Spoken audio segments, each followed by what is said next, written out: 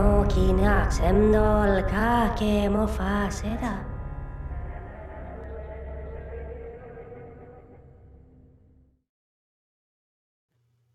Welcome to Talking in Stations, a podcast about EVE Online. I'm your host, Matterall. So today we have with us Carneros. Good morning. How's everyone doing? Elise Randolph. Hey, how's everyone going? Dirk McGurk. Good morning. And as guests today, we have a writer for Kotaku and an EVE player, Saren. Good morning, everyone. And we also have returning, or delighted to have, Katia Sae. Hello, hello. Welcome back. Thanks, I appreciate it. All right, so this episode we're going to cover the Agony and the Ecstasy of EVE Online, and the Agony being the banning of Brisk and all the bad stuff that goes with the FCs from the initiative getting kicked out of the game for a year. And then the Ecstasy, when CCP celebrates a player for doing an amazing 10-year, 9-year task of exploring every system in EVE without getting killed. That statue went up recently, and we'll take a look at it and talk to the guy that it's dedicated to. So thanks, everyone, for showing up. We're also going to hit some news, and let's get started. I kind of wanted this to be a discussion, but let's get up to speed now. What happened after Sunday? On Monday, which was, again, the beginning of a news cycle for the week. If you want to release an article, you want to release it on Monday, Tuesday. CCP dropped a bombshell that a CSM member had been kicked for basically using information to gain advantage. And that announcement was also put in the game client because it was an official announcement from CCP, so everybody got a chance to see that. And it was written in such a way, and we'll talk about it, that it gave some information out but didn't go either far enough or it went too far, depending on how you look at it. And it basically said that the CCP member had given information to somebody who'd given information to somebody else who'd used the information to profit. That profit had been clawed back by CCP, and the CSM member was kicked and banned permanently, all his accounts, and the two people associated with that, the FCs, who were high-level FCs for initiative, were also banned, but only for a year. Right after that broke, we decided that it was important enough that we would just go live and do an hour, and the person, Brisk, the CSM member that was kicked, joined us, gave a statement, and then took off. And we talked about it for about 40 minutes after that. And as we were talking about it, we were discovering who the people were that were kicked and some of the circumstances behind Brisk's removal and that sort of thing. So that's what that special 1-hour episode is that happened on Monday. And since then, it's been just a barrage of conversation about, did CCP do this right? Was Brisk too friendly with the facts? Did this actually happen? How do these guys defend themselves, et cetera, et cetera, et cetera? It should be noted that 1 hour talking in stations you did that day resulted in 12 hours, maybe more, of continuous conversations and talking in stations voice Discord. I mean, like that went on until after midnight Eastern Standard Time. So it was in excess of 12 hours of a lot of people in there continuing to discuss what was going on as different time zones came on and things like that. Yeah, we've never seen that, right? No, not in Talking in Stations Discord. No, I mean, people were very much wanting to discuss it from every imaginable. There were even CSM members who popped in for parts of it. I noticed. I saw Sword Dragon, Killahbee, or probably others. Yeah, Pando actually showed up right away when he found out he was banned, because he didn't find out right away. It actually, funny enough, is it funnily enough? Anyway, I heard that he was like, wow, 2 guys got banned from initiative, and then he found out he got banned. So he was actually in the game playing it before he was locked up. When the announcement came out, he hadn't been banned by the time the announcement was actually put out. I don't know what the mechanics are. It might be that he's banned, but it's only bans him from logging in. And if you're already logged in, you know what it's like to kick someone from your corp. If they're logged in and in space, you don't have complete control. It might be something like that. And I think we did make a misstatement at the beginning, because I don't think Brisk was banned for information to gain advantage. I think it was information passed to someone else for them to gain advantage, I think is what the dev blog, He says. was kicked and banned for violating the NDA. Yeah. Okay, so let's actually take this apart. What actually happened that CCP told us? Just the facts, basically. So what the dev blog says is that he was found to be sharing confidential information with a member of his alliance that was used to conduct illicit in-game transactions. That's the exact wording from the dev blog. Okay. Which doesn't, by the way, mention intentionality. It just says information transferred, someone else, illicit things. We don't, there's a lot of room for conjecture, but not a lot of information there. Right. And yet, maybe too much information. Maybe they just should have said, he's been removed from the board. We thank him for his service, and that's it. They've certainly operated on that level before in the past, and it makes you wonder, okay, why did they go the extra route? And did they consider the EVE metagame ramifications, or did they consider the public relations ramifications? Yeah. They've actually done it both ways before. They've actually done it a number of ways before, and I've had a passing interest in this, so I've tried to go back and look at some of the past occurrences, specifically as it relates to the removal of CSM members, right? Because they do tend to have a fairly strict policy of not talking about player bans, okay? The details surrounding those, but when it comes to the removal of a CSM, they have announced those removals, because that is sort of a different beast than just removing people from the game. But even there, they've done it differently over time. When we go back to like a Larconis Trassler, he was apparently notified of what was going on. He was said to have engaged in insider trading using information that he gleaned from his time on the CSM. However, he was allowed to resign.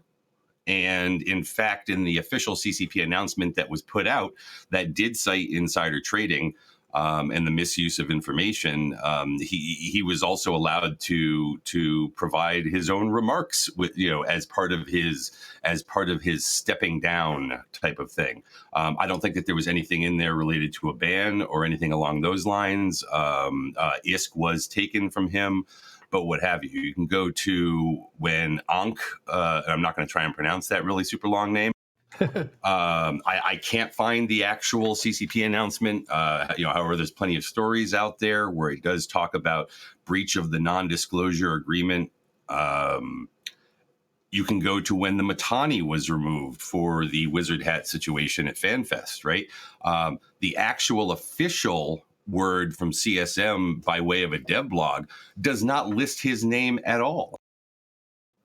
It just says, the chairman of the CSM, and refers to it in kind of an oblique way, even though everybody knew who it was because it was such a public, a public sort of statement, and that was something where he was removed from the CSM, not allowed to take his position on CSM 7, I think it was, and given a 30-day ban. And what CCP said at the time was, this is a different sort of situation, which is why we're commenting upon it, because of the public nature of it to begin with. But that their policy is to not, talk about bans and things like that. but that was a different situation. So all of these things have been handled fairly differently. We've had other CSM who have been removed for, say, inactivity, right? I think maybe the most recent one of those was Vince Strachan, who was removed for inactivity, but there have been others who have been removed, and it's basically just that. Manny was probably the most recent one for a infraction, what we think may have been a violation of the NDA or something along those lines. And his was he was removed, and the reasons will remain confidential. Hmm. So I think part of the reason behind the change to how they're acting with the ban, maybe the general distrust of the CSM from the player base right now. There's a lot of conspiracy theories around the quote unquote GSM, and I think that might have been why they wanted to be more open about this, and they may have just stubbed their toe on it. Now, you're a writer for Kotaku, so how did it come to your awareness? I actually didn't get a press release on this one. It came straight from I saw the dev blog that morning. Mm-hmm. Do they normally give a press release out to something like this? Generally, when they're going to announce something, I get a press release, a little bit ahead of time to pre-prepare stuff. Right, but do you think a press release would cover this sort of an item, an in-game ban? No, I don't. No, I don't. I'm not surprised I didn't get anything notified ahead of time on this. But they probably notified you when they banned the casino guys because they were changing their policy on EULA, I imagine. No, different. I didn't get anything there either. Okay, so maybe it's just their official stuff. Did you try reaching out to them as part of your preparation for writing an article? Not on this particular issue. So this issue is kind of weird for me because I have a day job and I get to see everyone's reaction to it all day before I could get home to start working on my piece. And by the time I started writing, everyone had gone so insane that I just focused on presenting what had happened and not wanting to put any kind of conjecture on it myself. What do you mean everybody went insane? Well, you guys spun up a special podcast. PC Gamer picked it up.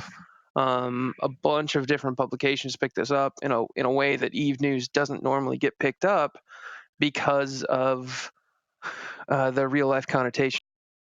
Yeah, we went to Variety, which is a film business magazine, a trade magazine. Yeah, and there's an Icelandic official news page that published something about it. Like you said, Variety published something about it. Like this made the rounds in a way that Eve News doesn't generally do. Now, why do you think it made the rounds? The obvious reason is, Bric is easily to associate who Bric Rubal with who he is in real life. And who he is in real life makes this an interesting piece of eye-catching news.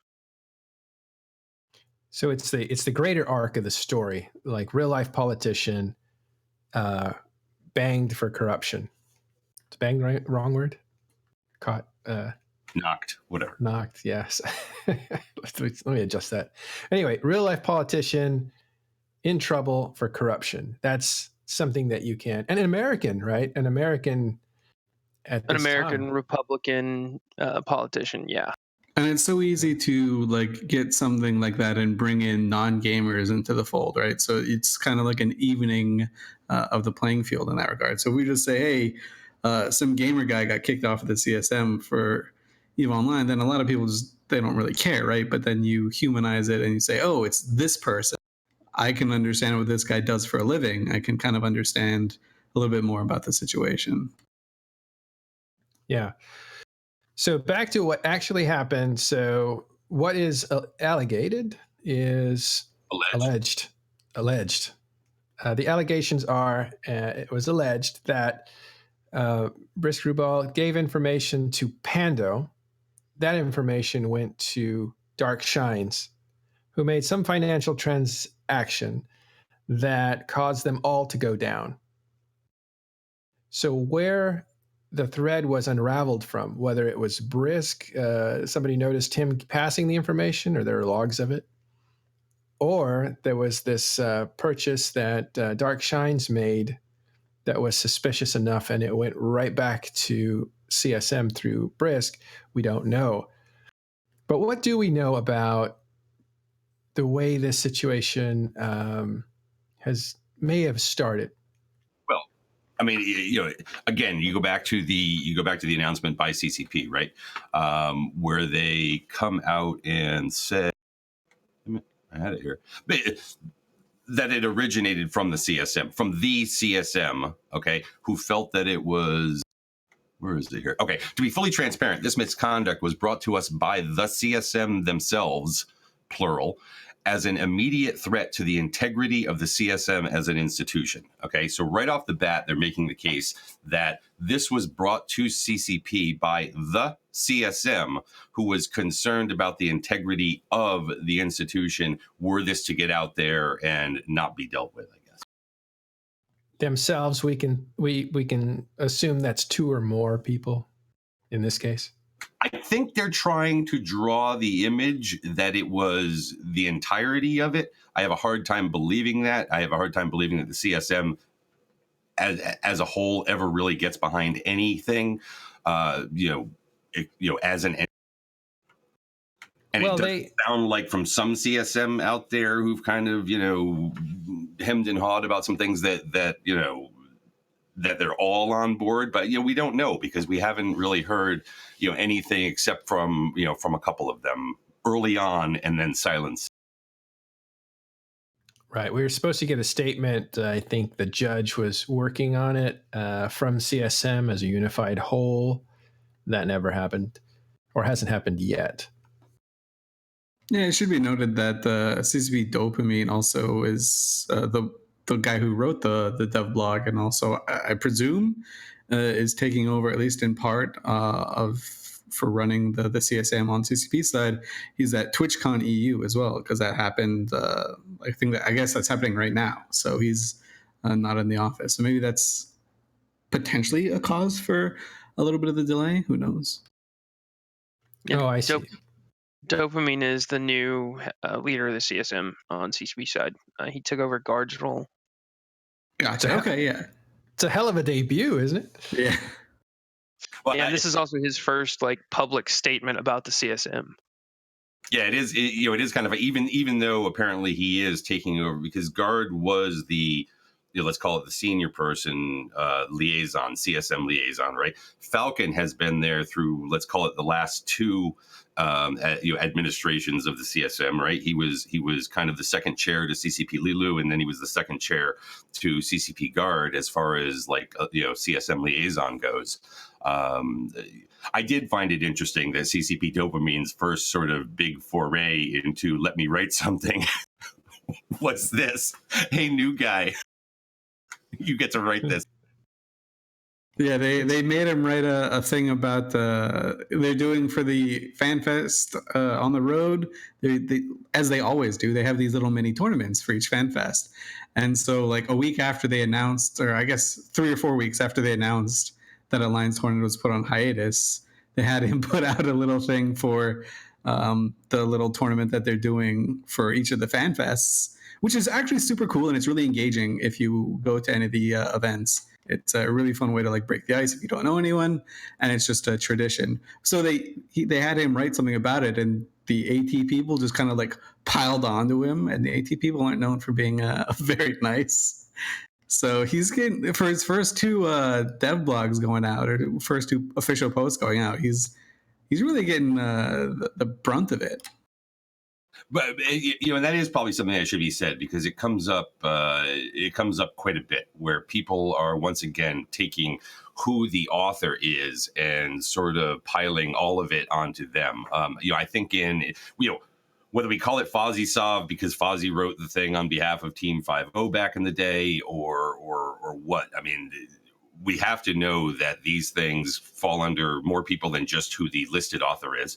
And I think in this particular case, we have to hope, right, that there were many, many, many more hands that were involved in this, both from the investigation side of things, as well as the how should we handle it decision-making process. Why do we think that?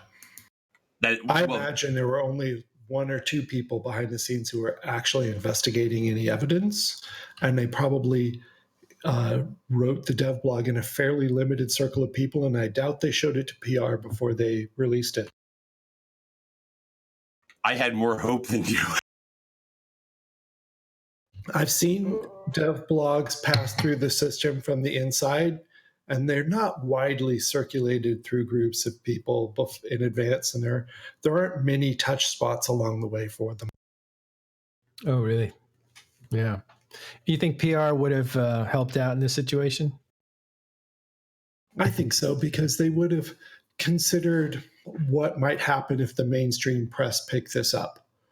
They would have thought about that, and they would have rewritten the language to be usable in multiple audiences. It's like when I'm in a Solve Null alliance and I need to send a ping to the entire alliance. I write it in a certain way so that both my alliance gets what it needs and I'm saying the right words to enemies because their spies pick it up and go put it in Polaris. So you have to think about all audiences when you write something. It's just like that for a press release. Now, CCP loathes to be in the middle of the meta. Like, they hate it. It's a drag for them. They want to stay out of all this business. Yeah, but anyone could wander in. Is that what you think happened? I think they wandered into the meta by not wording it carefully enough for multiple audiences. Yeah, and I mean, you can see how some of the things are getting picked up lately in that basically you have people saying that it was Sort Dragon and Killahbee that did this in order to knock off initiative. And again, I don't think that we should kind of get into to that side of the meta, right? Because there is so much speculation out there. Fair enough. Not just in terms of, assume for a moment that you think that maybe Brisk didn't do this, but was set up or whatever. And then you start trying to pick the pieces out there of, well, who would be behind it? And then, or if you do believe he did something and that these other two guys did something, well, what was it that they did? We don't know that. We don't know any of that. Well, we do know that they were the ones sitting right next to him when he sent these messages to Pando, right? Like, Brisk is sitting there. He's got his laptop up. I think it's a laptop. Other people have their devices up. And Killahbee's on one side and Sort's on the other. And I think they noticed that he wrote Pando. I don't know for sure if they noticed he wrote Pando, but somebody in CSM noticed that he was writing conjecture. Pando. We have none of that anywhere in any record. Well, but I know it to be true. Well, no, you know it that you've heard something. You've heard that from the neighbors. I've heard that from somebody involved, that was the case. Now, what I can't say for sure is that if they're the ones that actually saw that. So you're right. I can't put that together. Or they're the ones that mentioned it or said that's not cool. Brisk himself says publicly on, I think it was Open Comms, that the guys didn't like it very much that he was sending a message. Yeah, and that's one thing that I think a lot of people are leaving out of the whole dev blog. It's that little bit at the bottom where it says moving forward or something like this, an analog of moving forward, we're not going to allow mobile phones in the CSM meetings. And that sort of strikes me, if we're going to glean into anything, that the leak was kind of a bit of like an accident type thing. I don't want to say it's an accident, but maybe slightly more unintentional or something like that. Well, this again goes to kind of tidbits of information that were released in this, in this dev blog thing. There's a number of different things throughout here that caught people's attention. Obviously, one of them is that thing about electronic devices at the next summit, right? The Omarosa rule, let's call it, that they're not going to allow, I guess, recording devices or other things in there, right? Which, because it was a part of this, would lead you to believe that must have some connection to what it was Brisk is accused of doing. But we don't know. I mean, I think the big hamstring here for a lot of people is they see like, oh, there are some accusations, and in life we're used to seeing like, oh, if there's an accusation of something, we can see proof of that and make a decision on our own type thing. But this, I mean, CCP isn't like a society where that happens. We have to assume, because this is what they've always done. They have like an internal investigation, they make a ruling, and they dole out a punishment based on whatever their internal investigation says. So while people are like, we're waiting for proof, blah, blah, blah, like, you're not going to get it. Like, they don't have to give you proof. This is just what they did. This is just their action right now. And if it is the scenario you're describing there, what does CCP have to investigate?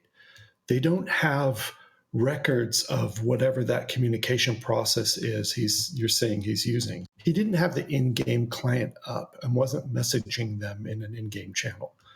It would have been something completely different that CCP has no back-end way to view and can't investigate. All they could do is go look at transactions. Now, well, they do have. They also do have a voice recording of the CSM as it goes down, because that's what helps with the recording of the minutes. So, I mean, that exists. I don't know if that's a feasibility type thing, But let me ask this. If Brisk is writing Pando and he's saying to Pando something along the lines of, thanks for the suggestion, or that's a good idea, I'll bring it up, right? Because he's trying to get information from players that want to bring things to CSM. And Pando is definitely somebody that knows a lot about the game and how to help fix it, etc. So if he's doing that and he says, yeah, that's not going to work, I don't think the guys like that, is that breaking NDA if he's talking about CSM not liking an idea?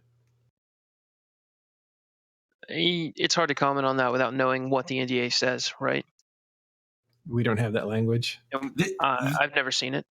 Well, we've never, we've never seen what is in the NDA, because it is also NDA to talk about the NDA, for those people who are under it. But there was another section of CCP's release that spoke to some things that made me wonder if this actually had something to do with it. Right, the CSM is built on trust, and we have a high level of confidentiality from each member at all times.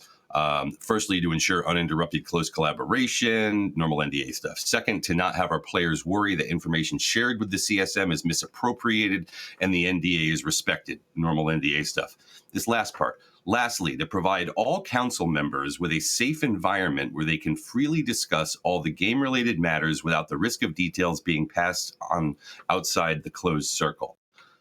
Now, this would go to something... That last one, yeah. This would go to something that I have heard, okay, that there may have been somebody who brought forth something to Brisk, who passed it on to the CSM. The CSM said they didn't like it, and his response was, oh, no, I got shot down by the CSM.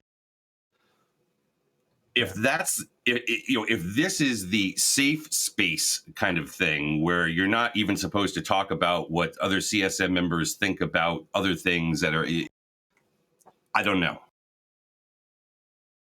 Well, so Chocolate Rain, or outed you, Elise, you've read the NDA. What's it look like? So the NDA I signed for when I was on CSM 6 and 7 has changed completely from the NDA that people sign now for the CSM. And then also the NDA that I signed for Alliance Tournament stuff is different from the NDA that current CSM signed. The NDA that I signed for the CSM was it's essentially just boilerplate stuff. Nothing really specific. They can do not whatever they want, but leaking any proprietary information is tantamount to breaking the NDA. But that was, again, the first one, and it's definitely changed. And part of the reason it's changed is just because the CSM itself has changed hands at CCP. Like a little bit of history for the CSM 1 through 8. I think it was 1 through 8. Maybe it was 1 through 6. Yeah. Well, 1 through 8, I think it was managed by its own department at CCP. There was an employee who his only job was the CSM. Was that CCP Tiny? CCP X-Hagen. His brother. Yeah, Gargant is his brother. So the two giants. Yeah. They're literally brothers? They're just insanely tall, both of them. Yeah. Like what? How tall? Like 6'10"? Oh, Gargant towered over me and you. Yeah, they're close to 7-footers, both of them, and they're just giant human beings. And their brother, I'd imagine they'd be at the on like the Icelandic national basketball team. But so through CSM 1 through 8, I believe, and I could be wrong on this one, X-Hagen managed it, and I think it was from 1 through 7. It was like a subset of the marketing department in terms of like how the financing went, and then they moved it over to the community team around CSM 9. And that's when CCP Guard and CCP Falcon and then CCP Lilu were managing a lot of the CSM. So a lot of these, like when we're talking about how people have been removed before and stuff, it does vary year by year, it seems, just because the CCP has changed how it operates, not only like who's operating, but like where it exists in the company framework. Yeah, I thought you were going to mention that, what is it? CSM 1 through 6, they were kind of fighting for stakeholder status. And when they got it, that was CSM 7 that benefited from it. Yeah, CSM 4 is the group that put that whole thing in motion where they'd become a stakeholder in a team. And I think that did hit in CSM 6 or 7. And then I don't really remember I haven't really followed it that closely, but I don't think they are a stakeholder in any of the teams anymore. So no, not anymore. No, but I think there's a little bit of history there that I think is interesting. So basically, if I can put it in these terms, it was a popularity contest, 1 through 6 or so, and then the CSM advised on jump bridges that affected nullsec. And all of a sudden, nullsec said, we're going to take over this body. And here comes Mittani and Goonswarm, and they take over for CSM 7. This is the same time Incarna was coming out, and the game seemed to be stalling as far as development. A lot of things were happening at the same time. And then it changed to something that nullsec wanted to get involved with. And I've mentioned that before. And so from 7 on to now to 13, you have nullsec with heavy involvement in the CSM. It started in 6, actually, because 6 is the one where the Mittani was the chairman of, and 7 is where his votes were vacated. But yeah, after CSM 4 or 5, when it became apparent that CCP were taking the CSM a little bit more seriously or giving them a little bit more roles, then the nullsec people kind of got involved because A, it affects the game that they love to play, and they're some of the EVE's most passionate players, and B, nullsecers tend to have a lot of really good ideas when it comes to how the game works, and they also have a really diverse background. I know a lot of people are gonna like lambaste me for this, but when you start off, a lot of people don't just start off in nullsec, right? They start off in highsec, move to lowsec, and then go to nullsec, which gives them a pretty diverse understanding of all areas of the game or many aspects of the game. So like a nullsec candidate isn't necessarily worse than for highsec than someone who just only lives in highsec, right? Yeah.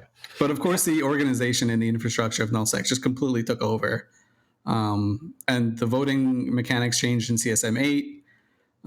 So instead of just like raw number of first place votes, you have this the single transferable vote system, and it is a little bit more fair, but a little bit harder to game. But nullsec blocks never really let go of the CSM. But you still have a lean towards a lot of the stuff that's been happening lately, which is like balance the game, fix capitals, all these things that are very much oriented to nullsec gameplay, I think. Yeah, though there is like one thing from being on the CSM, I can say like if you want to go and say, hey, as the CSM, we want you to look at Sov, CCP can come up to you and say, you can want all you want, but that's not on our list, so don't hold your breath and pass out. I mean, you can bring it up if you want, but we're not going to commit to it, and we don't have to. Like there's like sometimes firm language and blowback when you're on the CSM when you're trying to say, hey, we think this needs to be fixed, and they can just say, okay, good for you. I also want to point out that this nullsec heavy CSM, this current one did, champion the war deck changes that affect high stack more than anything. Yeah, no. It's these guys. They care about the game in general, not taking anything away from them in that respect. I've always said though, the CSM that monolithic, most people from nullsec means that you don't get other kinds of points of view, like what it's like to just be an explorer and a wanderer, like Katia is, right? Like I don't know if this nullsec would represent someone like Katia very well. That's more about the wonder of the place. Not the lore, not that kind of deep science, but the science fiction of the game, or the exploration, just the virtual world of it, rather than the competitive game of it. Yeah, and I think it's actually absolutely fascinating to see the difference between like a vicious nullsec power block going to war, and then a story like Katia's where like a completely pacifist endeavor. Right, you're talking about a game that's known for like the biggest battles. It gets in the news for having like massive battles. It tries to create hardware stuff to support 10,000 people fighting. And one of the coolest stories that everyone seemed to revolve around is Katia's journey, which was completely solo, not completely solo, but it's like mostly solo with some support from the Corp, Signal, which is really great, like Signal Cartel helping out. And they're not trying to get anything out of it. Like they're just doing it because they want to see one of their own succeed in something that's never been done. Well, and you're doing it non-violently. It's just such a weird difference, and it's so cool. I think that's what makes the story so special. We'll get to that in just a second. We have Katia here, and we're going to talk to him all about that. I want to finish up with this Brisk thing first, the Agony. We got to finish with the Agony. The Agony. Well, yes. Look.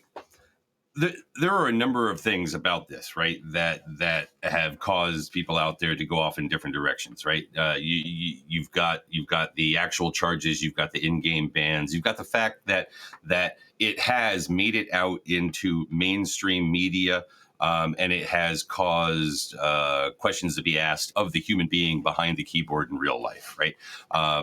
Which I do want to separate from what we would normally be talking about Manny getting banned or Manny getting removed or anybody else having gotten removed or a ban happening over here because somebody was doing something with Rorquals or whatever, right? Because we can sit there and try and space lawyer the whole thing about whether or not, Brisk was wronged in this and the init 3 need to be free or, any of that kind of stuff, right?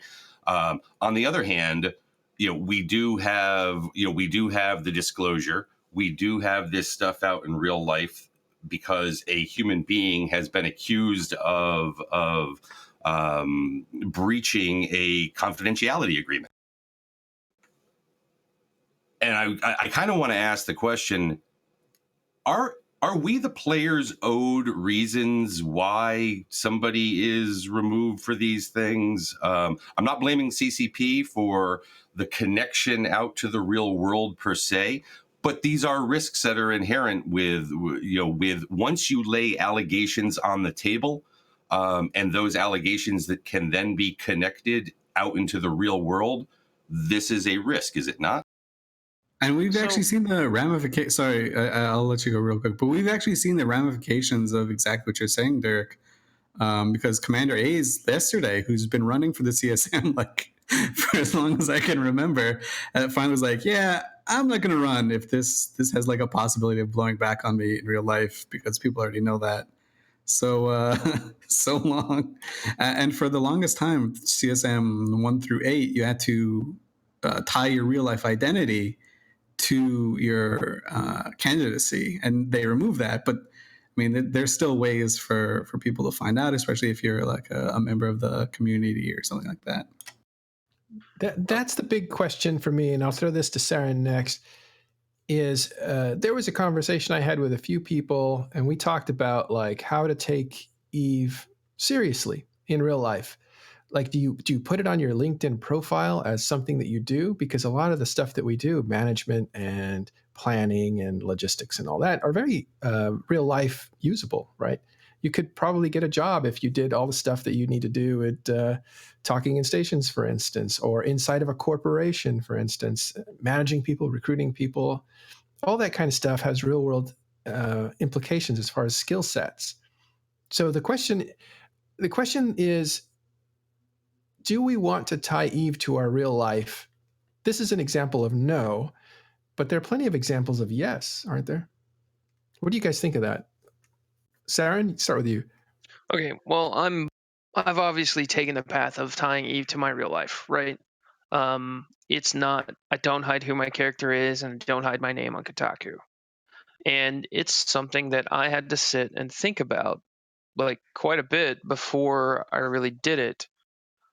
Because Eve has that reputation of people will attack you in real life for things that happen in Eve. So far, I've managed to, be fine with it. I've got Eve on my resume, but that's via Kotaku.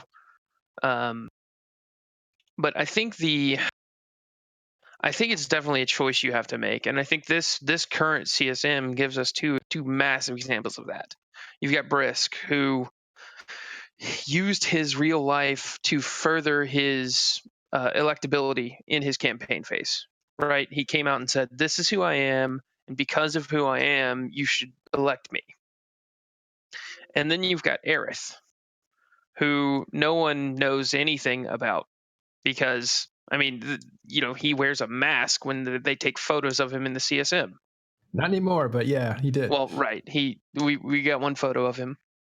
But I mean, the difference there, I think, is telling because if for instance, the CCP article had said we're banning Aerith, there would have been a different sort of outrage from the community, but it would have had nothing to do with who he was as a person.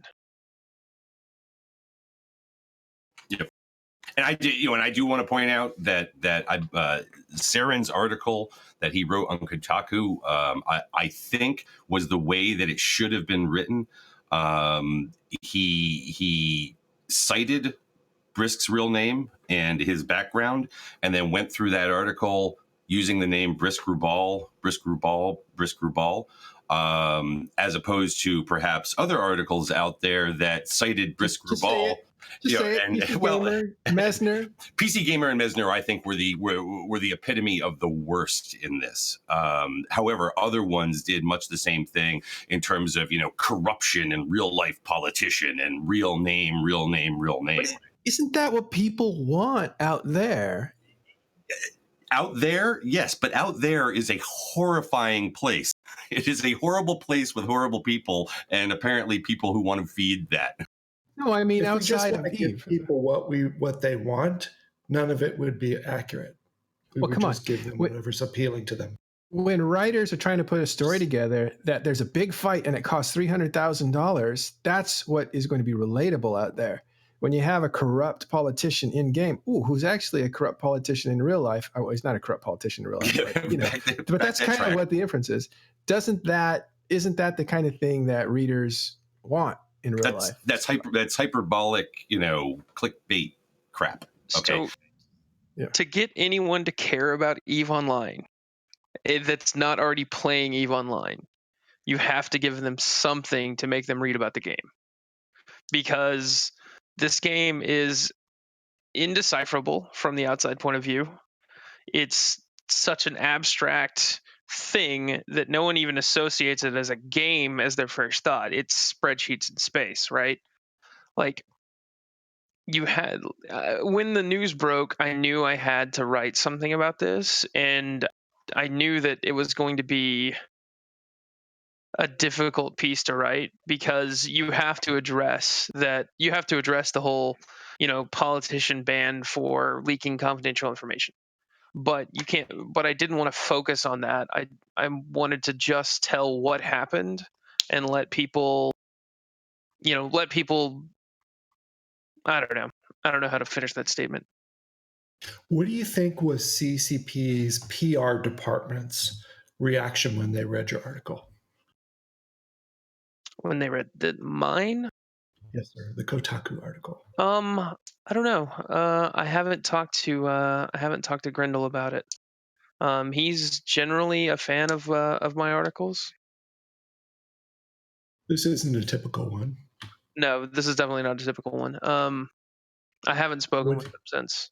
What do you think CCP PR's reaction would be to the Messner PC Gamer article? I can't imagine that CCP is super happy with anything that's gone down since. But I think it's something that I think it's a choice they made and that they will stick with. But I can't imagine that it went the way they wanted it to. You mentioned the challenge of making EVE Online accessible to people who don't play and don't understand the game. Do you think the PR department at CCP is interested in just getting the word out, regardless if it's good or bad or neutral information? Or do you think they're more trying to shape the narrative toward more I think they would much rather have people look at the game for positive reasons than for neutral or negative reasons. I don't think this was a PR move. That's okay. So that's the a question. I think you've already raised it. Let's see if I can drive it a little deeper. We know that Brisk ran on, hey, I'm a real life politician and I want to be a politician in this virtual world, and was able to win on that. Okay, so now you have Icelandic, European people who play this game and make the game, and then you have this sitting target who basically does get into, clearly something happened, right? He got into some kind of trouble, and they're like, you know what? We can't impeach Trump, so we're going to impeach this guy in our game. And that publicity would work right now, that kind of publicity. Could Brisk be used as a tool for publicity? No. I don't think it's. Hold on. Not by CCP, not by the. I think we need to get out of that realm of, that there's some conspiracy on behalf of CCP or anything like that. I mean, look, yes. Was it used in a way out there, in media circles, whether it be gaming media or whether it be even further than that, out in Variety freaking magazine, to sit there and try and make this linkage because the linkage had already sort of existed, right? It was used for all of these things, and more. I'm not sure that's the issue that we have to face. CCP as a company, though, okay, I think they, as a company, not as the developer of a video game, okay, not as whatever they are, the custodians of our community / world of EVE kind of thing, right? But as a corporate entity, all right, I think that they really need to think long and hard about how they go about announcing any of these things out there. Not for Brisk. Brisk is done, okay, and whether rightfully so, or he becomes a martyr or whatever the hell it is, okay, but that's done. For the future, for the ongoing future, for any player of any level in this game, I think that CCP as a corporate entity needs to determine how exactly it is going to make announcements of accusations that have real world connections to them. And again, ladies and gentlemen, we're not talking here about he was RMTing or botting or something like that. We're talking about an accusation made to the breach of a non-disclosure agreement, which is an official document, right? But where they're not actually trying to legally enforce their non-disclosure agreement. They're just saying, he violated confidentiality, but it was because of this legal document. Like, they should probably refrain from saying those kinds of things as as an entity out there in the real world, which could potentially have ramifications. At least you're a lawyer. Oops, I just doxed you. Sorry about that. I'll edit that out of the podcast. Is there like a difference? How do you see this? Is there two messages here that got mixed together? One contractual and one player-based? I mean, I don't really think so. For me, it reads like they're using the breach of the NDA as a reason to get Brisk off of the CSM and also to ban him, right? They're not trying to, as Dirk said, they're not trying to enforce it. They're not going after him for whatever this NDA violation is. They're not going to hold him accountable for it. They're just saying, hey, you broke this NDA. It's part of our terms of service. Don't do that. It's part of our EULA. We don't want you in the game anymore. So long, goodbye. And I know there's been a lot of like arms chair lawyering on Reddit and over this whole situation, like, oh, it's defamation if this happens. Like, I went to Wikipedia and found this article about a Supreme Court case with the New York Times, like, oh, blah, blah. No, I mean, it's not really going to happen, right? So, like, I'm sorry for all those people hoping this is going to explode into some massive court battle, but no, he doesn't. Like, from where I'm standing, and this isn't my like specialty, but he doesn't have a case. Like, yeah. Like it's just not how it works in law, and it's really hard, especially when you're like a public figure, right? You have to. So essentially, what you have to do is you have to prove that the defamation rather of a public figure, you have to prove that it was intentional for the sole purpose of discrediting someone or causing them harm in some way. Which I mean, this clearly doesn't do. So. Well, but you have to establish that kind of intent, like they wanted to do this, or can it be just like, oops, sorry, we did something that harmed your reputation? For defamation for a public figure, which I think Brisk would qualify as, he even went on this very show like Monday and said he was a public figure, which his lawyer probably wish he never said that. But so, yeah, I mean, they'd have to prove that he intentionally was targeted by CCP to get his bottom line in some way, shape, or form, right? If it was just an accident, it's not defamation. If it was just reacting to the NDA, it's not defamation. It's defamation only if they're like, man, we hate this guy. We're going to use this as a way to smear him to affect his bottom line and his livelihood. If his bottom line and livelihood get affected just by happenstance, then it's not defamation. Oh, okay. Oof, a lot of layers. This is one of the biggest stories to hit this year, if not the biggest. But we'll just wrap it up there. We're not going to have any time to celebrate, and that's what we want to do with this next section that we go into with Katia, who's with us again. She got a statue put up in Sisio, which was the system that you started out in. But wait, before we go there, I want to ask, did you vote for Bric Rubal? I actually did vote for Brisk. Even though going into the election, NullSec was going to have a huge representation. I knew that going into it when I voted for him. What convinced me to vote for him was listening to him on the podcast, reading his materials that he put out. He really came across to me as someone who would listen to all play styles, that, if I went to him with something, I felt like I would be heard. And quite honestly, because he did link his real life professional experience to his character. And I thought, what better kind of experience to have on the CSM? So that is what convinced me to vote for Brisk. That's so interesting. So you like the idea that he linked his real life to the game? Yeah, I don't know if I liked that he did, quite honestly, because it is a double-edged sword as it's playing out now. It can be extremely detrimental, and unfortunately, that is what's happening. But because he did, it gave me more confidence in voting for him. It felt like I was making a decent choice. Yeah. So are you now like super disappointed in him? Oh, wow. How people get? No, not really. I mean, he wasn't my top vote, but he was definitely in my top 3, probably, if I don't remember exactly. But I'm kind of of two mindsets at the moment about it. One is I just have to think it has to be something completely unintentional.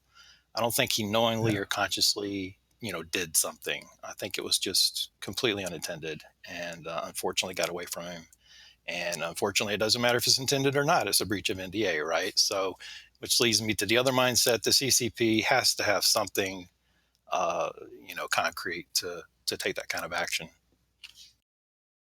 Yeah, I think that's. I was thinking about this. If this had been, say, someone like Marquis Dragon, right, who's seen as kind of by some people as a shady character that sells uh, virtual currencies and all that kind of stuff, but he's a big EVE player and he's a big streamer and he's a popular personality. Like if he had been banned, it would have been a big deal as well. And if they said he'd been banned for this sort of a thing, would people be just as upset? Yeah, that's a good question. I think it does come down to the player and or the real life person behind the player and how you represent yourself and how you play the game. My perspective, if it was someone who has a background of ill intent or however you want to say it, I mean I'd be feeling anything, quite honestly. So I just wonder. But Matterall, I think that point that you raised right there was the point that I was trying to address before. That CCP's policies and procedures and the way that they handle these things should not be about the biggest names. It should be about the smallest names, the people who don't have a voice, the people who don't have the ability to defend themselves, or rally the public or whatever. Right. The way that CCP handles itself should be designed to player protections, okay, however you want to look at it, about those out there who don't have the ability or resources, not the biggest names in the business. Let me be clear, by the way. Marquis Dragon didn't do anything shady. He was just selling plexes and ETCs and stuff like that, which gets into the gray area of RMT and all that kind of stuff. But he did not do anything or is accused of anything like that. But it would be surprising if they banned him and then said he doesn't have credibility because he broke this NDA and therefore he can't be trusted. And a lot of the same issues that Brisk is dealing with now. I wonder if it would be the same thing if it was somebody who wasn't a politician-ish person, but somebody who was like a private vendor and stuff. Would there still be the same outrage stuff? Okay, but we left the agony behind. We're going over to the great part of EVE Online and talking about the smallest person in EVE. It's kind of like your story, Katia, is kind of like the small guy achieving a gigantic milestone and getting rewarded for it in a beautiful way, right? CCP's put this great statue up. Yeah, it's pretty mind blowing, quite honestly. I think I'm still kind of trying to wrap my mind around it all. Yeah, last time we talked, you had accomplished it, which was a great thing, and we were celebrating that. But then CCP announced this great statue.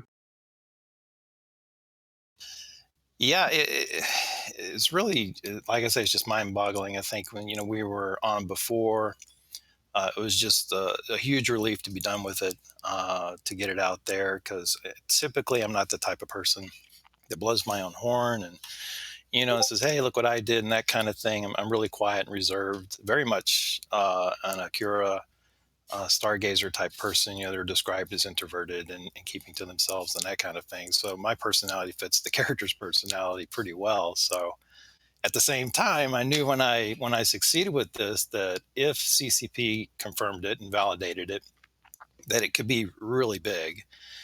And in my mind, really big was more along the lines of, okay, so the explorers of New Eden will, shout out and cheer, and my corp will shout out and cheer, and there'll be some probably beyond that I've experienced in my travels and whatnot who will congrat me and stuff. So when it went as big as it did, it's just mind blowing. I think Mark 726 on his blog recently posted that he got the impression that I'm still overawed by it, and he nailed it right on the head, honestly. Sarin, you wrote about this. It's funny because the two articles that I see on Kotaku when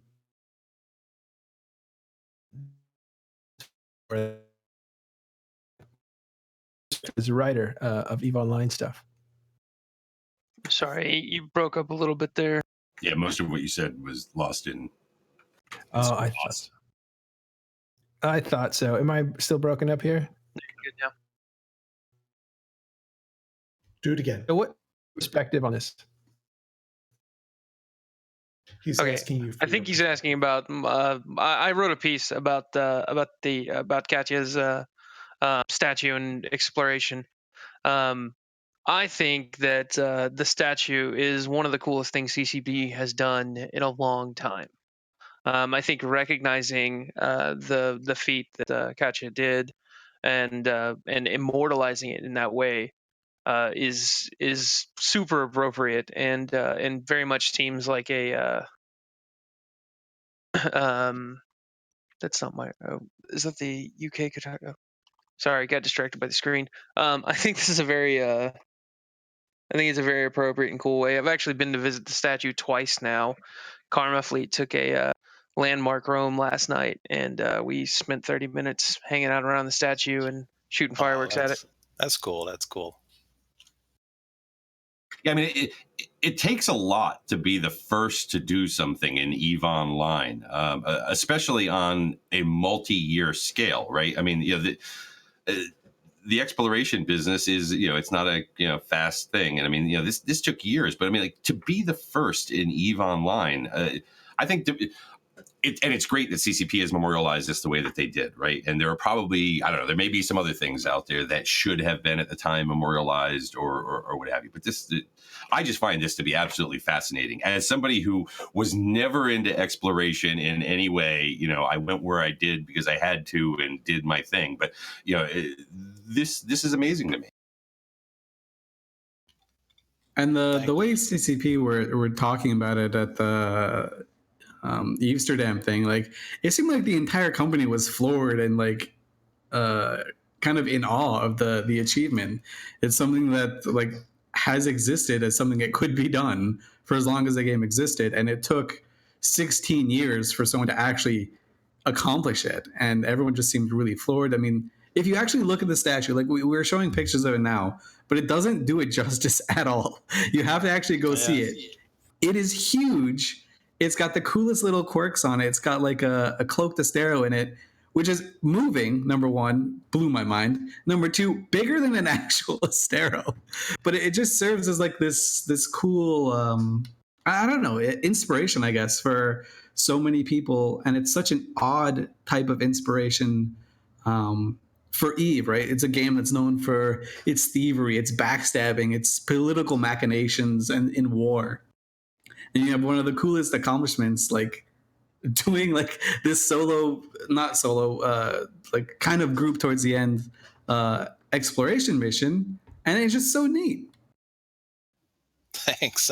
You mentioned the detail in the statue, and like you, I was absolutely blown away. I mean, when I first saw it revealed at Amsterdam, I was like, I was just shocked, again, just in awe of what they had done. But then when you actually go see it, you're right. The pictures just don't do it justice. I mean, you can see the plates, like if it was, stitched together with rivets and everything. It's just amazing piece of work by the art department, honestly. And so I've got to admit something. Like I like EVE lore. I'm not like hugely into EVE, but I am like kind of into it. And I like to think I'm like advanced. I'm like a 2 level or like maybe a 3 level when it comes to that. And I had no idea. And my character is Achura, Kaldari Achura Stargazer. I had no idea that the lore of the actual character is this is their home planet. And that's where you started. And that's so cool. I learned something new like every day. And that is where I started, absolutely. When I created the character completely from scratch, when I said I've been an EVE player since 2003. And when the graphics were getting upgraded and everything, I said, I want to see all this. And I just completed a new character from scratch. I went and looked at the ancestral lines to see if there was a race that would kind of fit, someone who wanted to go do that kind of thing. And the Akura were the ones that were a perfect fit. And to answer the question, I think Matt was saying that there's folks want to know how I track the systems. Well, we said it earlier, EVE is all about spreadsheets. So I did have my spreadsheets to track everything as to where I've been. As I was saying before about, being the first, right? I also don't want that to be a discouragement to other ones to repeat the process, right? And, because I hope that there are others out there that want to kind of, reach that level of exploration, right? And I don't know. I mean, like, should their names get put somewhere on the bottom of the monument? like Kind of like a Stanley's Cup type thing, just add rings to the bottom. Yeah, exactly. You know what I mean? Because it's like recognizing a certain level of achievement, I think, is cool. And I don't just mean like in your own character sheet achievement system. Oh, I would actually be on board with that. I'm just the type that, I love being in the position. Well, I shouldn't say I love being in the position. I guess the way that it's turned out, I'm enjoying the aspect of being an inspiration is probably a better way to put it. And if I can encourage others to go out there and do it and they complete it, absolutely. If they want to add something to the monument to recognize others, I'd actually be thrilled with that.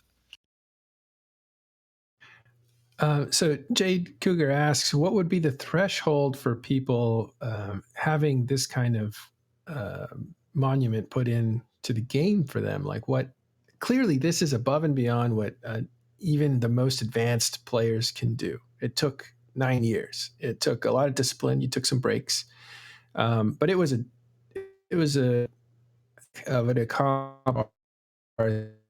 period of time, which is something I think is celebrated a lot by EVE players.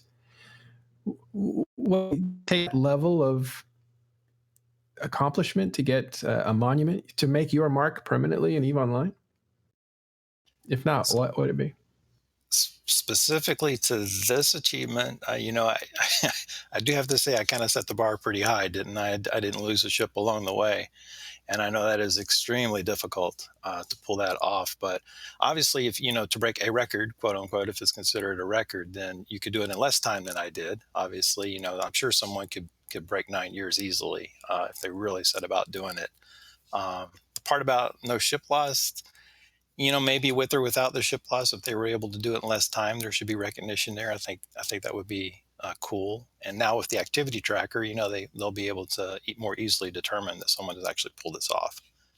And yeah, you know what? It's a good question that comes out there from Morris Sith out there. How did he avoid all the bubbles and gate camps and things like that? I mean, yeah. How did you? Because when you began this was before nullification. Like it was, it was before you rolling around, right? I mean, you may have been cloaky, but you weren't out there, cloaky nullified. Yeah, that's correct. In Empire Space, it was really just slow and methodical, and in Null as well, quite honestly. Of course, Null, I did have the Tengu, which was nullified. Okay. I did, to clear up one of the things, I did fly several different ships along the way. I didn't stick to just one ship. I was training the character up as I went, and so I just went into bigger and better ships. I mostly went with speed and agility fits, and cloaky as a second, and nullified as a third if I could. But really, it's just all about planning and knowing where you're at. There's plenty of tools out there. There's the in-game map that'll tell you how many kills are going on in the last hour. There's .lam, which will give you a lot of stats. There's listening to podcasts and getting a feel for nullsec politics. It's essentially doing your intelligence work, before you get there. And I wasn't speeding system to system like I think everyone that I've been aware of has done. I really took a slow and methodical approach to it. And I just try to be on during times that, from what I could tell from Z code board and whatnot, if there's activity in that area in the evening, then I would tend to hit that area in the morning and that kind of thing. Yeah, that's cool. Yeah, and I had forgotten that you had used a Tengu for some, for some of that. But still, I mean, even with that, especially again back during some of the time that you were doing it, that was back during the perma bubbled gates of hell type situations. So it definitely was a little bit different back then. Oh yeah, I definitely had plenty of close calls along the way. Mostly, it wasn't the big alliances that bothered me as much. I think Imperium was one of the shockers to me that they didn't actually try to come after me. I just had some one-on-one challenges at gates in their area of space, but usually it was the dead-end systems where you'd find these little corporations or little alliances, and they were holed up in that dead end. And man, if they saw me come in there, they tried their best to get me or catch me on the way out. How was it when you were doing the wormhole side of it? I mean, was there much hunting of you out there? Wormholes is a totally different gameplay. It's very quiet out there. At least in the journey in known space, you'd eventually get a wave or hello or I'm going to kill you. In Wormholes, there is nothing. Nobody says anything. You don't say anything. You don't know what's on the other side of that hole when you jump through until you're in there. It really is a different style of gameplay and challenging. To me, it was the most challenging, quite honestly, in all my adventures. I think my favorite part of the whole story, and yeah, you went to every system, did die, blah, blah, blah. I'm sure that's hard to do. Just kidding. That's an amazing feat. But my favorite...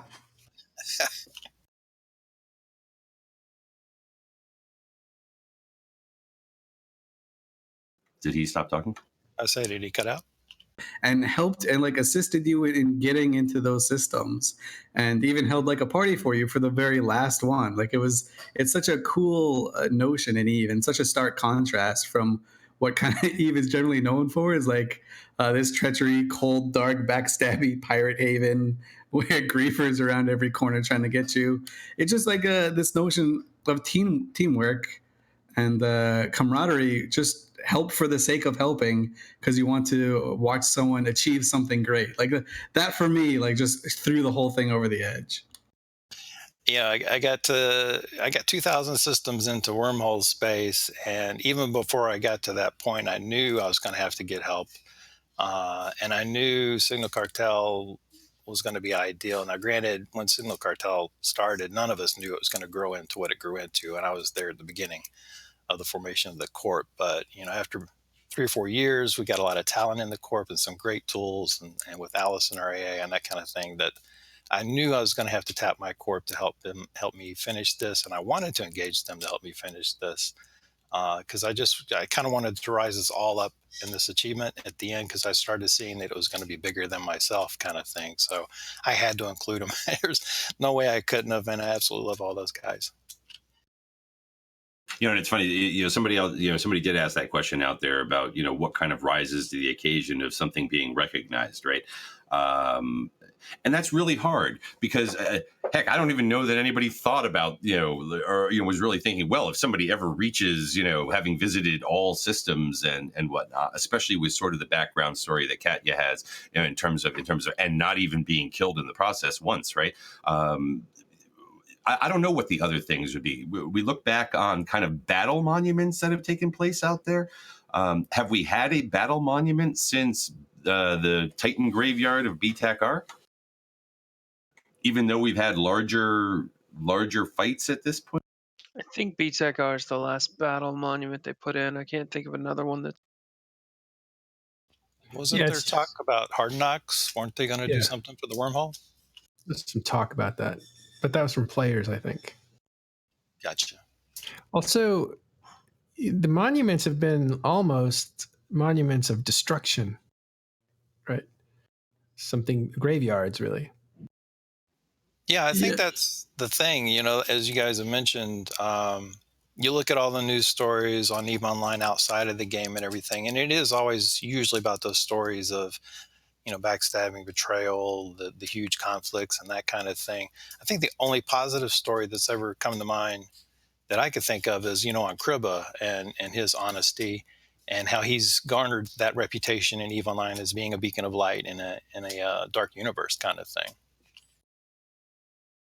When it comes to actual structures, other than but like actual statues in game, I think there's, for the longest time, there's just one base model for it, and so PL has, I think, 2 for winning Alliance tournaments, because back in the day, whenever the Alliance tournament got a monument as well as the prizes, and then there's one in Jita that was rewarded for winning an in-game contest. And I think there's one more in Amar also for an in-game contest as well. But like that's it. And going to Dirk's point, when you talk about what other accomplishment would merit some sort of recognition like this, I don't know what it would be. It would have to be huge. It would have to be on this scale. And frankly, I have no idea what it would be. And I don't think CCP know what it would be either. It's one of those things where you'll know it when you see it. I mean, the Hard Knocks one, the Hard Knocks eviction is probably deserving of some in-game little statue or graphic in there. Maybe not a statue, but some in-game like little Sino beacon type thing. It's Keep still Star Wreck. it still would be a memorial, a battle, a sign of a big battle that happened here, destruction oriented. Well, you could actually, I guess, tie that into a larger sort of memorial, or whatever you want to call it, little plaque or whatever they do out there, right? Because that was also the first Keepstar built in EVE Online. It was, yeah. Yes. So I mean, you had the first one in Warhol space. Yep. As well as the eviction, right? So there a historical marker could obviously go up in a place like that. Yeah. Noisy Gamer points out that Carolina Star is a type of monument, or it's at least named after a player. Very true. Yeah. And I forgot about that, actually. That's such a cool little a nod to the players, right? So someone noticed this space anomaly, and they named it after the player that noticed it. Yeah, and TOSIS devices are named after the competing alliances that use them first, and you have the drone regions that are named after alliances that I forget how they had that competition, but Now, it's interesting this week, I think it was Rick Javix that posted on his blog about an in-game recognition memorial for Capsuleers who have passed on. And Hilmar actually replied to that and saying, yeah, we should do something like that. And there's already something in game he referenced, which is the Capsuleer Cemetery, which is a player-built place in space where you can drop containers and stuff for those that have gone on. And I don't know, there may be something in the works there. It'd be interesting to see if they actually follow through with that. Yeah, CCP has been doing really cool stuff when it comes to it was like interacting with the community and dealing with their game. Like I know we talked about this on the Thursday show. If people haven't tuned in, you guys should definitely watch it. But one of the coolest things that CCP has done in recent memory when it comes to in-game stuff is they're basically unraveling the Triglavian lore to people who are doing the abyssal sites through these like cryptic messages and like these secret rooms that you can by chance go into. And so you go into these secret rooms and you basically die if you're not prepared for it. You can go like sneak away, get one of these caches, come out, and then the Triglavian clades will start email you these cryptic videos that are parts of like this series that you have to then put together. And it's just so nifty. Is putting like a lot of mystery back in space. And so they're doing a lot of very cool interactions lately in the last like 6 or 7 months. I'm surprised at how players are able to make sense of that. They're able to unravel it. I don't know. It seems like a lot of those clues are hard to find, and people are still finding them and exposing I think they them. are. I mean, but I mean, we've got players. Ashtarothi literally speaks Triglavian. I mean, it's like I came in the channel the other day and he was just like rattling off like a bunch of triangle words and stuff. Some people out there are really that into it. When my internet starts going, I speak all kinds of languages. What's funny is that this was something that was brought up on the Thursday show, that the map was taken over by the Triglavian language for a bit. I think that is really neat, immersive gameplay that CCP is providing.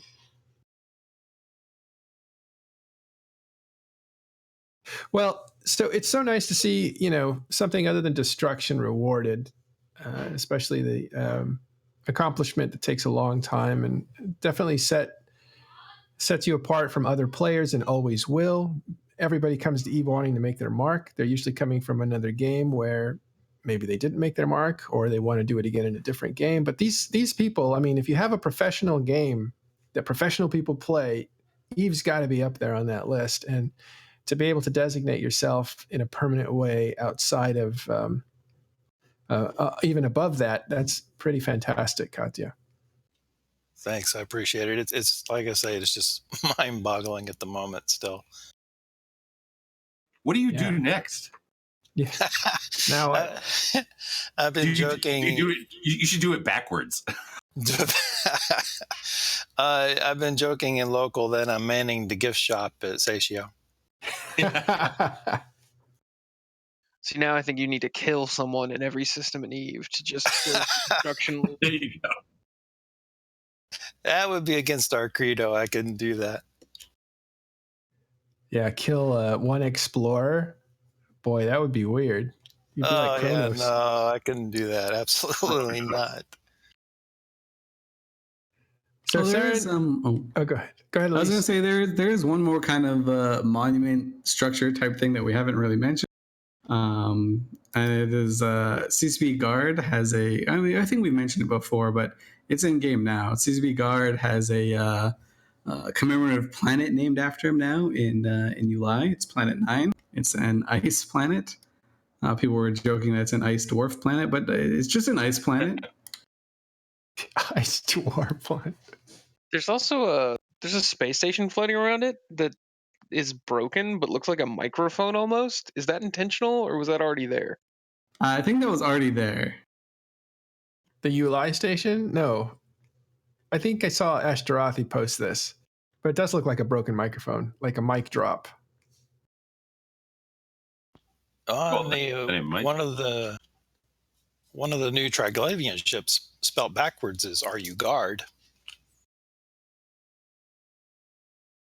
Oh, and then we also forget with some of the old stations when they got converted over. Right, there were certain markers that were put out there to where some of those existed. So I mean, we do it. God, we should probably get a freaking list compiled at some point. Oh, there's so much to do. We have to get a list of landmarks, but you can go to Eve Travel in the meantime. Yeah. Mark 726 done a huge effort. Long time blogger has a list of all the landmarks, player made, but also game made.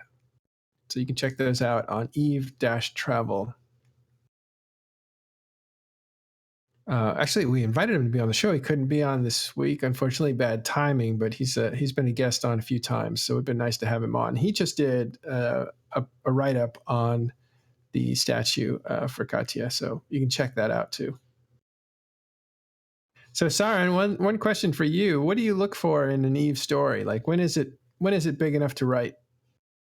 So it's got to be something that someone that doesn't play Eve cares about. So like a giant battle, a crazy betrayal. One of the stories that you would tell your friends that don't play Eve, basically.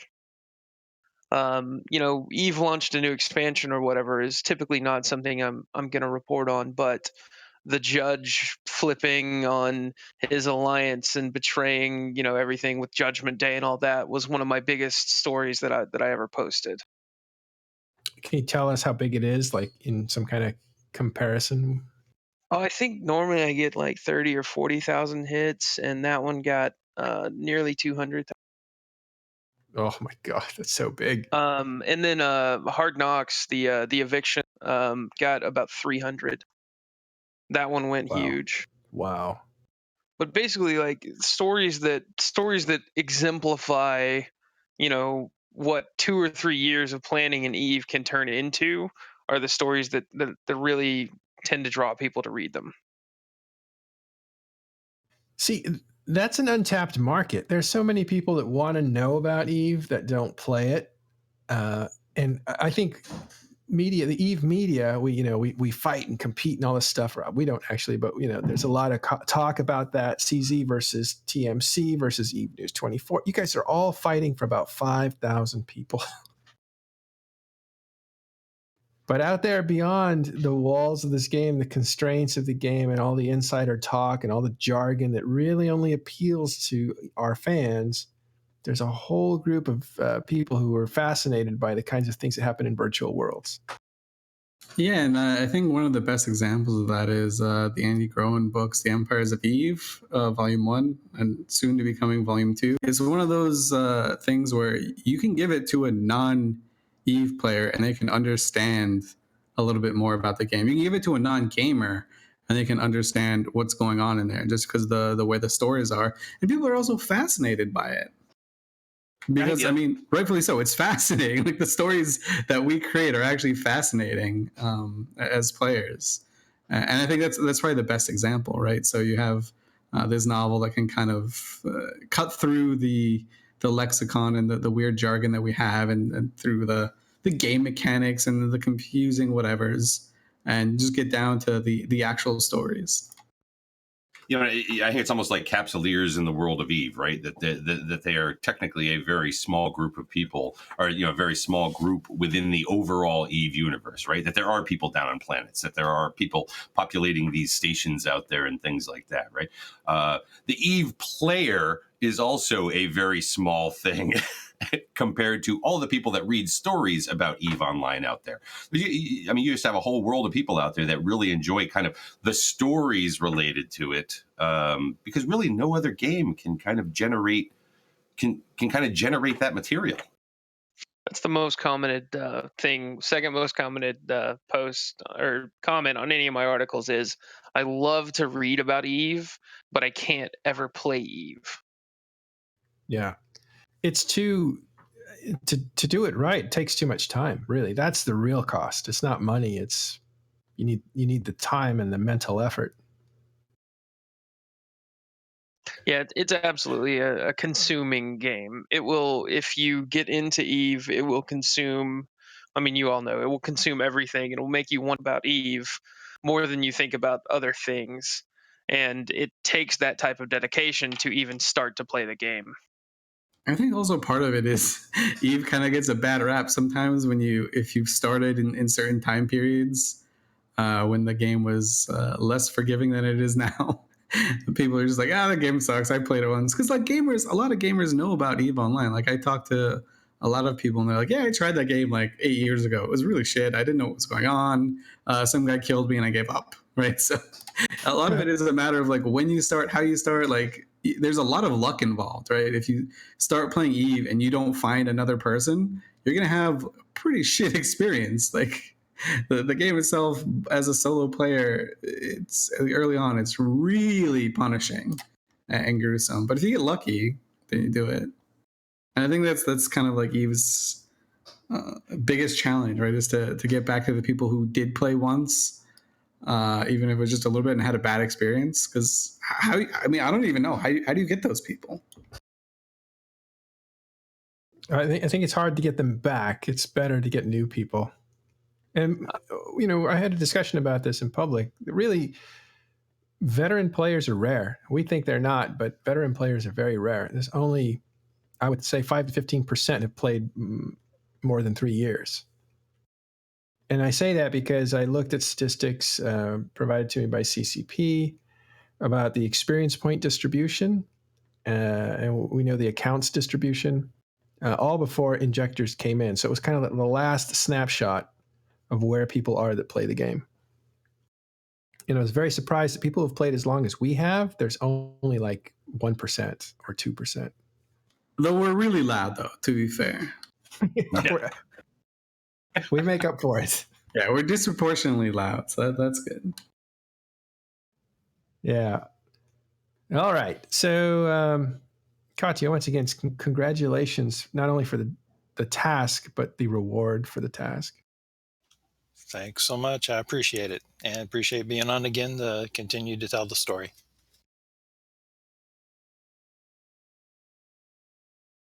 And thank you to Sarah and Blackfist as well. Thank you for joining us on here. We appreciate it. Of course. Thanks for having me on.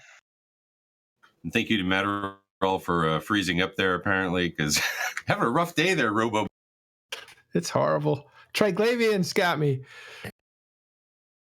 Thank you, Triglavians. All right. We'll wrap up. Thanks, everybody, for showing up. Remember to try to catch shows during the week. And we will bring you more news and chill streams during the week with different hosts. And I want to thank everybody for showing up today, especially Katia and Saran. And if you guys can still hear me, we'll see you next week on Talking in Stations.